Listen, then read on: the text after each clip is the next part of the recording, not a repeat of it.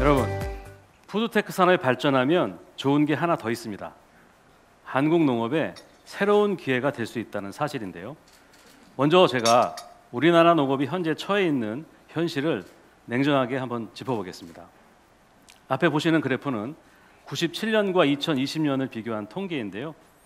우리나라 농업의 GDP 비중은 1.8%로 떨어졌고 농가 연평균 소득은 도시민 소득의 62%까지 내려앉았습니다. 농식품 무역 적자는 330억 달러까지 늘었고요. 65세 이상 고령 농가 비중도 눈에 띄게 급등했습니다. 그렇다면 우리나라 농업은 왜 이렇게 위축된 걸까요? 여러 가지 이유가 있겠지만 저는 우리나라 농업이 소농 체제를 벗어나지 못하고 있는 게 가장 큰 원인이라고 생각을 합니다. 우리나라의 농가당 경작 면적은 1.1헥타르로 네덜란드의 20분의 1에 불과합니다. 아무리 농사를 잘 지어도 규모가 작으니까 경쟁력을 확보하기 어렵습니다.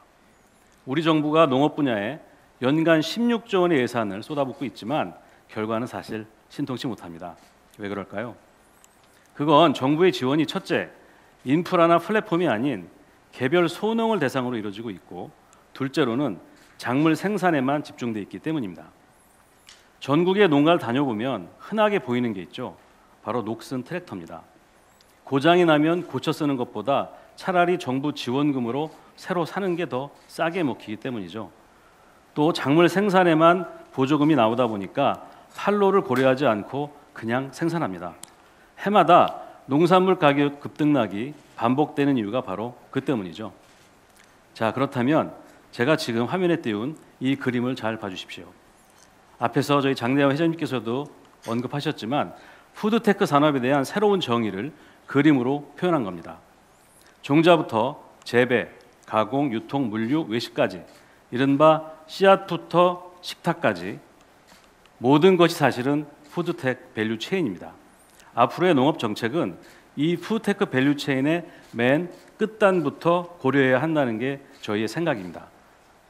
소비자와 외식업체가 원하는 농산물, 유통과 물류에 최적화된 농산물, 그리고 가공하기 좋은 농산물이 뭔지를 먼저 파악한 뒤에 그에 맞추기 위해서는 어떤 농산물을 재배하고 어떤 종자를 개발하는 것이 좋은지를 그에 맞게 지원하는 게 해야 된다는 겁니다. 다행인 건 푸드테크의 핵심이 바로 개인 맞춤형 산업이란 사실이죠. 소비 패턴이 과거에는 10명이 같은 것을 원하는 10인 1색이었지만 개인 취향이 다변화되면서 각자 다른 걸 원하는 10인 10색으로 변모했죠. 지금은 어떻습니까? 한 사람이 다양한 기호를 찾아 나서는 바야흐로 1인 10색의 시대입니다. 앞으로 개인 맞춤형 식품이 일상화된다고 하면 자연적으로 농산물도 맞춤형이 필요하겠죠. 그런 맞춤형 농산물 생산에는 우리 소농들이 더 잘 대응할 수 있습니다. 데이터하고 스마트팜으로 무장한 이른바 디지털 강소농의 시대가 열릴 수 있습니다. 푸드테크는 식량 안보에도 기여합니다. 식량 수입 의존도가 90%를 넘어서는 아랍에미리트는 스타트업을 발굴하기 위해서 푸드테크 챌린지라는 행사를 개최하고 있는데요. 이 대회의 목적은 식량 안보 강화입니다. 사실 우리나라도 식량 자급률은 46%, 곡물 자급률은 20%밖에 안 되죠. 만약 식물성 대체육이나 배양육을 활용해서 늘어나는 육류 소비에만 대응한다고 해도 곡물 자급률이 더 낮아지는 걸 막을 수 있습니다. 그러면 우리나라의 푸드테크 산업 발전을 위해서는 어떻게 해야 할까요? 매일경제는 5개 카테고리에서 20개 어젠다를 제시합니다. 5개 카테고리의 핵심 키워드는 오픈 이노베이션, 프로덕션 플랫폼, 펀드 오브 펀즈, 디레귤레이션, 리오거나이제이션입니다. 오픈 이노베이션은 푸드테크 산업 발전을 위해 산학연관이 함께 힘을 모으는 걸 말합니다. 이를 위해 매일경제는 서울대를 도와서 한국 푸드테크 협의회를 조만간 창립합니다. 이를 통해서 우리나라의 푸드테크 산업 생태계 조성에 노력하겠습니다. 푸드테크 협의회에선 앞으로 산업 기반을 조성하고 민관 협력 사업을 발굴하는 한편 회원 네트워킹 등의 행사를 진행하게 됩니다. 이에 매일경제는 푸드테크 협의회와 함께 다음 2가지 빅 이벤트를 추진하겠습니다. 첫째, 코리아 푸드테크 챌린지입니다. 푸드테크 분야 스타트업들이 대거 참여하는 챌린지를 통해서 유망 스타트업을 발굴 지원하겠습니다. 둘째, 코리아 푸드테크 엑스포입니다. 푸드테크 분야의 모든 기업들이 참여하는 엑스포를 개최해서 푸드테크 산업 발전에 견인차 역할을 하겠습니다. 오픈 이노베이션을 위해서는 푸드테크 인재 양성이 무엇보다 중요합니다. 푸드테크 관련 학과라고 하면 우리는 쉽게 식품공학과를 떠올리는데요. 꼭 그렇지만 않죠. 푸드테크 밸류체인 전체에 해당되는 학과가 사실 모두 푸드테크 학과입니다. 식공과뿐만 아니라 식품영양학과, 그리고 농과대학에 소속된 농학과나 농기계과 등도 푸드테크 학과입니다. 이들 관련 학과들 간의 융합 교육이 가능할 수 있도록 식공과, 식영과, 농대 소속 학과들의 커리큘럼에 대한 대수술이 필요합니다. 식품업계 종사자들을 대상으로 재교육을 실시하는 푸드테크 계약학과가 지금은 서울대에만 있는데요. 이를 농과대학이 있는 전국 국립대로 확대합시다. 푸드테크 계약학과의 문호도 대폭 개방해야 하는데요. 얼마 전 한 변호사가 서울대 푸드테크학과에 지원을 했더니 단순히 식품업계 종사자가 아니란 이유로 탈락을 해서 논란이 나왔는데요. 융합의 시대 낡은 입학 기준은 버립시다. 건강 기능성 음료를 개발한 업체의 실제 이야기인데요.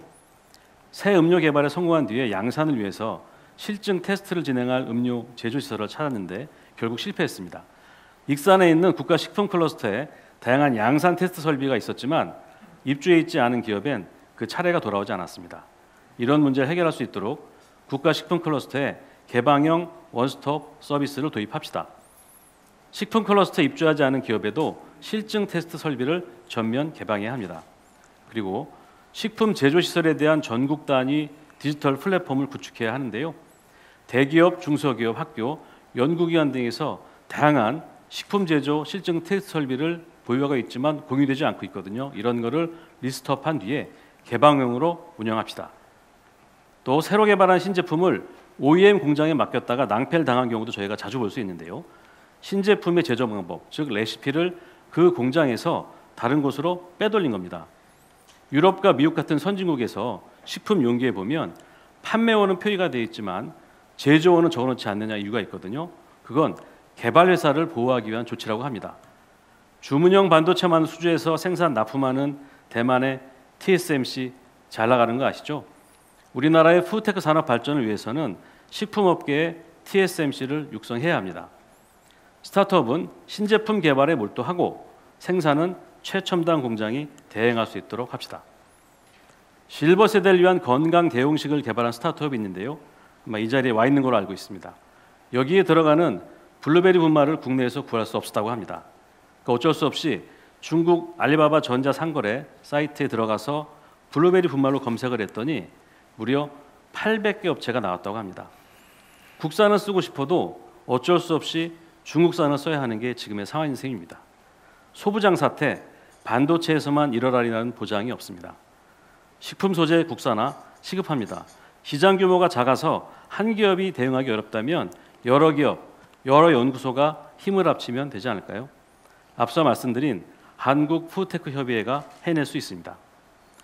오늘 푸드테크 스타트업이 요즘에 성장하고 있는 데는 정부가 2010년에 도입한 농식품 모태 펀드가 중요한 역할을 했습니다. 12년 전에 이 모태 펀드 규모는 1,170억 원이었는데요. 작년에는 1,933억 원을 기록했습니다. 10년이 넘도록 65% 늘어나는데 그친 거고요. 그나마 이게 회수한 금액을 재출자인 덕분이고 신규 정부 예산은 오히려 줄어들었습니다. 그러다 보니 10년 전에는 투자를 받았을 만한 그런 유망 스타트업들도 지금은 오히려 사업 자금을 구하지 못하는 아이러니가 발생하고 있습니다. 농식품 모태펀드 규모를 단계별로 확대해서 1조 원 이상으로 늘립시다. 요즘 대한민국 김치가 잘 나가는 거 여러분들 알고 계시죠? 지난해 김치 수출액이 1억 6천만 달러를 기록했는데요. 전년에 비해서 11% 더 났고요. 12년 만에 무역 흑자도 기록했습니다. 어떻게 이런 결과가 나왔을까요? 여러 가지 이유가 있겠지만 2020년에 김치를 중기 적합 업종에서 제외한 영향이 컸습니다. 중기 적합 업종에 이렇게 묶여 있는 동안 김치는 수출도 부진하고 사실 우리나라 시장을 중국에 많이 내줬습니다. 지금은 규제가 더 강한 이른바 생계형 적합 업종이 생겨났는데요. 떡, 두부, 고추장, 된장 이런 것들이 생계형 적합 업종으로 지정돼 있습니다. 한국에 대표 식품에 대한 생계형 적합업적 지정에 대해서 재검토해 볼 시점이 된 것 같습니다. 비대면 거래가 요즘 일상화되어 있는데 요즘에도 여전히 온라인으로 살 수 없는 게 있습니다. 바로 술입니다. 전통주에 한해서는 규제를 풀었다고 하지만 그것도 지역업체나 명인이 만든 것만 해당되고 일반 전통주는 제외되고 있거든요. 푸드테크 핵심이 아까 개인 맞춤형이라고 말씀드렸는데 술을 마음대로 주문하지 못한다는 건 지금 시대에 맞지 않습니다. 술에 대한 온라인 판매 허용을 통해서 주류 선택권을 소비자에게 돌려줍시다. 그러면 주류 산업 더 발전하고 그 분야에서 좋은 스타트업 많이 나올 수 있습니다. 2019년부터 규제 샌드박스 제도가 잘 운영되고 있는데요. 지금까지 688건이 승인됐습니다. 그런데 그중 식품 분야는 5건에 불과하고요. 전체 0.7%입니다.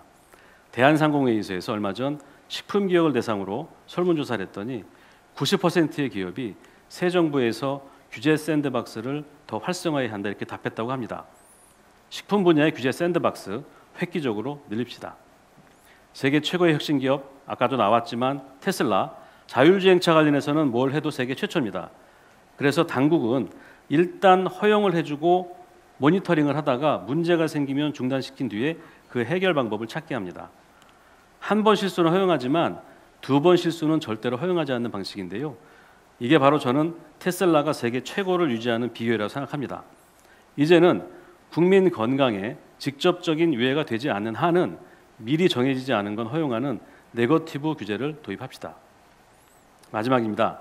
식품의약품안전처는 푸드테크에서 가장 중요한 식품 안전관리 기능을 맡고 있습니다.